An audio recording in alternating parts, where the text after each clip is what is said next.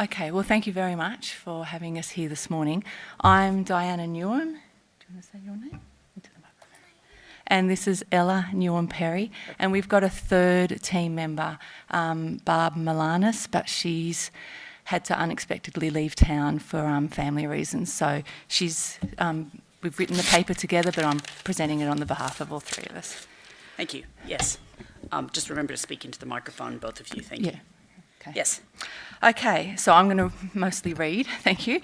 Thank you for giving us this opportunity to once again present to the inquiry. I'd like to start by acknowledging that we're meeting on the land of Aranda people and to recognise the strength of Aranda culture, past and present, and the importance for all of us visitors to act in ways that support Aranda people in keeping their culture strong. And I'd like to thank you for doing such a thorough job with your draft for final report. I came to last night's community consultation session, which I understand now went through till 9 o'clock, so I had to leave at 7:30. So the discussion must have been, good, I imagine, to keep everyone there for an extra hour. I'm sorry to have missed it. But I did find it very worthwhile to hear the broader context behind each section of the report, as well as the detail with which each section was written. There are many solid recommendations that you've put forward, and there are some that we're concerned about. And although we don't have time to cover them all this morning, we're happy to provide a written submission afterwards. Thank you. So last time we talked about our concerns around the economics of a fracking industry in the NT and water security for people living in the arid zone. Having read the draft final report, we want to once again comment on the lack of real economic benefit to the people of the NT in the development of an onshore shale gas industry. And we're kind of just wondering, if the supposed benefits of fracking are dubious, why are we even contemplating this industry, even with high levels of regulation to mitigate the risks? Why entertain the risks at all if there are no real benefits? And our second point is that no matter how highly regulated the risks might be, the industry will still be a contributor to global warming. Introducing a new industry that adds to our global warming emissions instead of acting to reduce them, I feel, is simply no longer morally acceptable, especially we've had another hot summer that's sort of broken records and all the rest of it. And finally, while we commend the scientific panel for the many solid recommendations you've put forward, it seems from our reading of the draft final report that there's essentially a bit of a loophole around exploration. So we'd like to stress that all the regulations need to be for exploration as well as production. So I'll just go into detail briefly for each of those points. I'm just keeping an eye on the time. So the first point's the economic impacts of a potential shale gas development in the NT. The inquiry notes, and I quote from page 13 of the summary report, that it is apparent that there is considerable uncertainty about the likely scale and rate of development of any shale gas industry in the NT if the moratorium is lifted. ACIL Allen's report states that there is a very high probability that an unconventional gas industry would fail to commercialise in the NT. This is that shale calm scenario. It also states that there is very low or low probability of their highest production scenario, the shale gale scenario. Even in the low probability gale scenario, ACIL estimate direct and indirect employment in the NT would be only 524 full-time equivalent jobs in any year over a 25-year period. This represents just half of 1% of employment in the NT. Similarly, ACIL estimates that the gale scenario would see an increase in territory government revenue of $143.2 million per year, which is just 2% of budget revenue. ACIL's probability assessment echoes those of industry analysts who think it unlikely unconventional gas development in the NT can be commercially viable, given likely high costs of production and distance from markets. Despite this rare consensus from economists that an unconventional gas industry in the NT would be low probability and have little impact on employment or revenue, I noted in the inquiry's draft report that a different picture is painted, and I quote from page 327.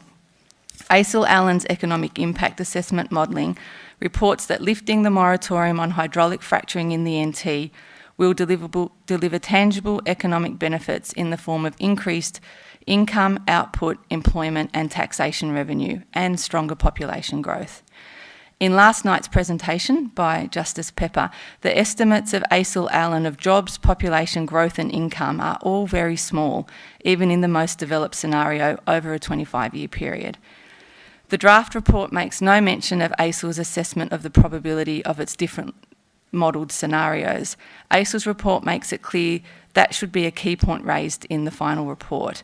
The recommendations in the draft report section on economic impact, section 13, assume an industry that is economically viable, while it is clear that the inquiry's own commissioned economic analysis questions this. Multiple media reports have misreported ACIL Allen's economic analyses, giving the impression that an unconventional gas industry could be an employer 26 times greater than ACIL's best case assessment. In the politically charged atmosphere of gas policy, these omissions and misrepresentations of ACIL's results make evidence-based policy even more difficult to achieve. Those of us who have prioritised our time to read the report and appendices to make submissions would be in the minority, but most Territorians would only know what is being said through the media. It's therefore of paramount importance for all of us that the media are not being fed information that lacks all the detail to put it into context. I'll go on to our second point now, climate change. Our next point is that in a period of increasing global temperatures, it makes no sense to us to continue to invest in an industry that uses fossil fuels and adds to global warming and climate change. The draft financial report notes from page 219, for any new onshore shale gas field in the NT, the panel has assessed the risks to climate change associated with greenhouse gas emissions, including methane, and assessed that each of these risks, without any further mitigation, to be medium.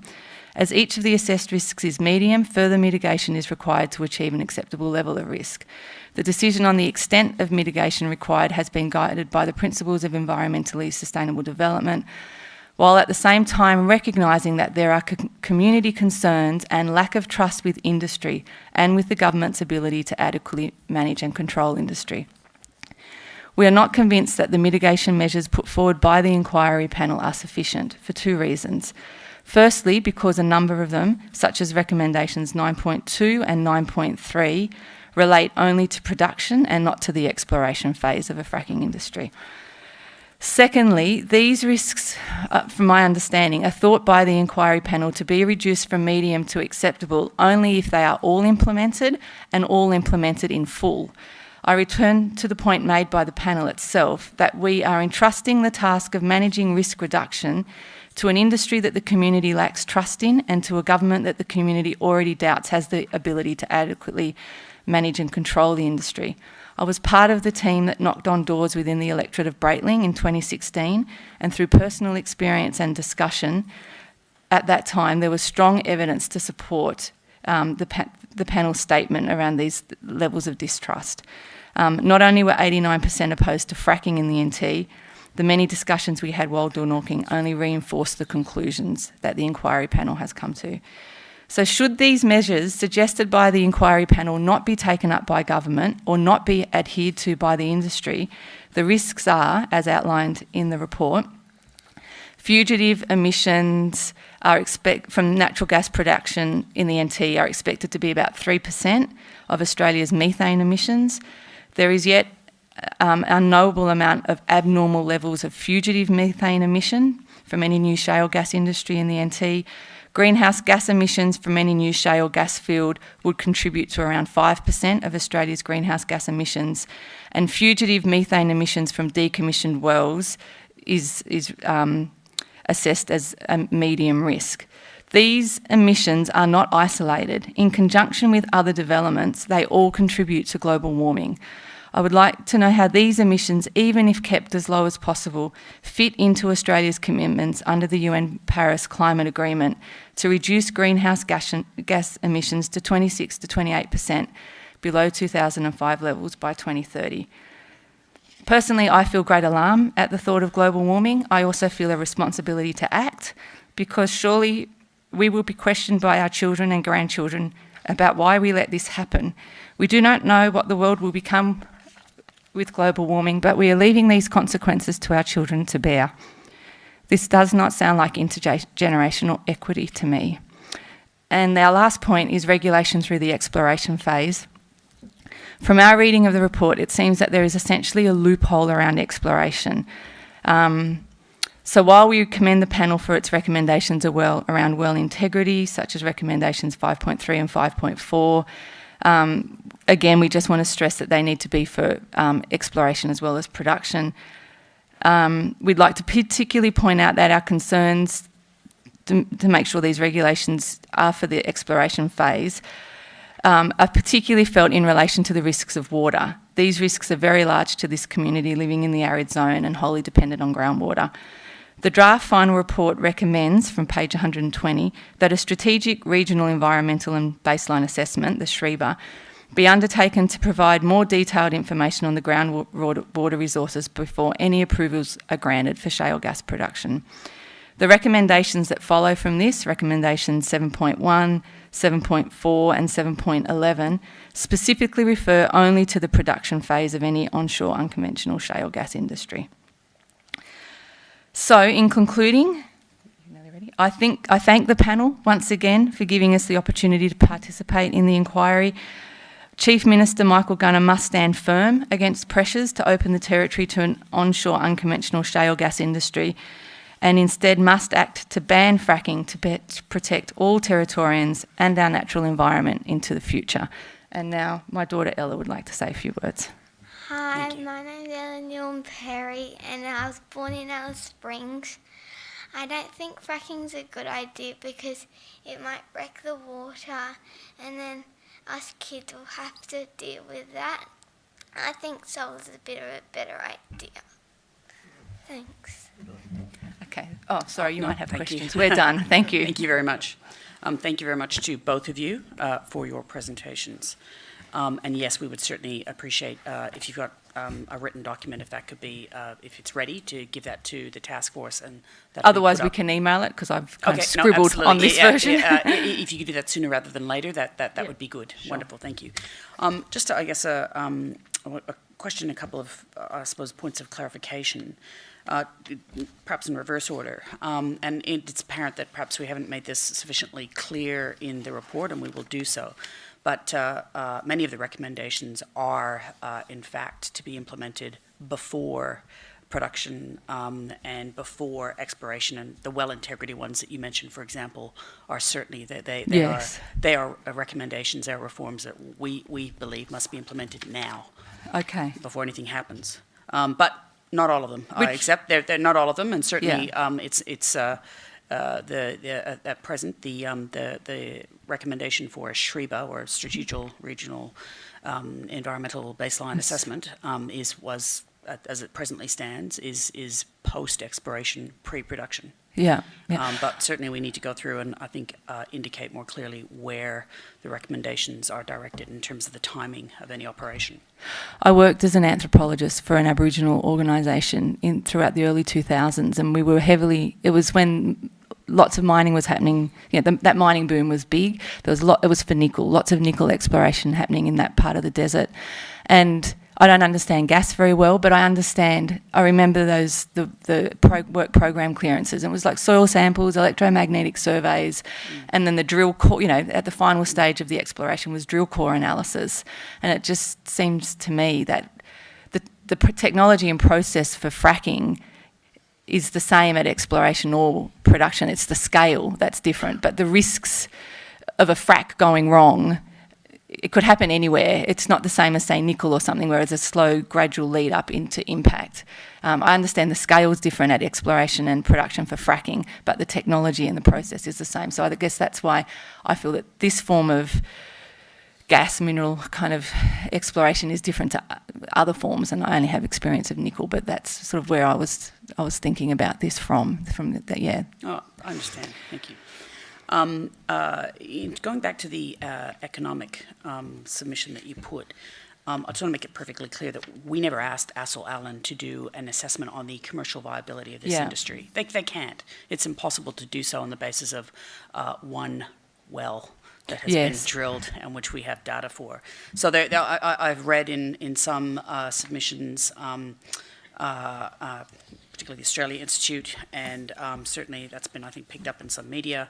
That's what we did. The suggestion is that's what we asked them to do, and that's what they provided, and that it was, unviable. That's not what we asked them to do. That's not what they did. That's not what they said. Yeah. So there has been, I think, a misrepresentation in that respect. Yeah. And the other thing, of course, to note is that we asked them to be very conservative.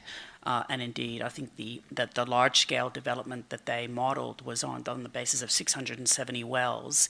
Industry estimates at the moment put that at double, approximately double. Yeah. So again, I just reflect upon that. Yeah. No, and I take that point. And you said that very clearly last night, that it wasn't a sort of economic feasibility study into the industry. But I guess just from reading those various scenarios, but just back to our point that there's not a lot of benefit. It was, like, as you said, conservative, but there didn't seem to be a lot of benefit. It's conservative and it's uncertain. As I said, we just don't. I mean, we asked both Assel Allen and Coffee to do something which was very difficult to do, which was, hey, provide us with in one case a framework, in another case a model on an industry that does not yet exist. Because we want to have at least some guidance, some sort of idea of whether or not this will bring anything to the territory. Assel Allen has said, based on very conservative estimates, that it will bring something. Yes. And I'm not putting it any lower or higher than that. Yeah. As I said, but that is attended to by a relatively high degree of uncertainty. There's no question about that. Yeah, whatsoever. and that's our point. Yeah, exactly. Any questions? No. Yes, Dr. Beck. Thank you very much for your comments and observations regarding greenhouse gases. The panel is of a mind that we believe in global science and are concerned about the implications of that in terms of temperature rise and so forth. So your comments are duly noted. They accord with a number of they are similar to a number of other comments that we have received, and they will be taken into account in the preparation of the final report. Yeah, well, thank you. I guess ultimately is that question, where does all of this fit within our commitments, our international commitments? And some of us feel there's a moral commitment as well, but there's certainly international commitments to act. And I understand those figures are low, 5%, 3%, but it all adds up. If Adani goes ahead, it all adds up. And the Great Barrier Reef's under pressure already, and this is all going to be part of it. So how does it all fit together? And in part, we are constrained by the terms of reference, but nevertheless, as I said, we'll be having something to say about it. Okay, thank you. Thanks. Thank you. Okay. Again, I know this is the second time you've come and presented to us. Thank you, both of you, for your contribution to this inquiry and to the panel. Thank you. Thank you, and thank you for all the many hours of work and everything you must have been putting in. Thank you.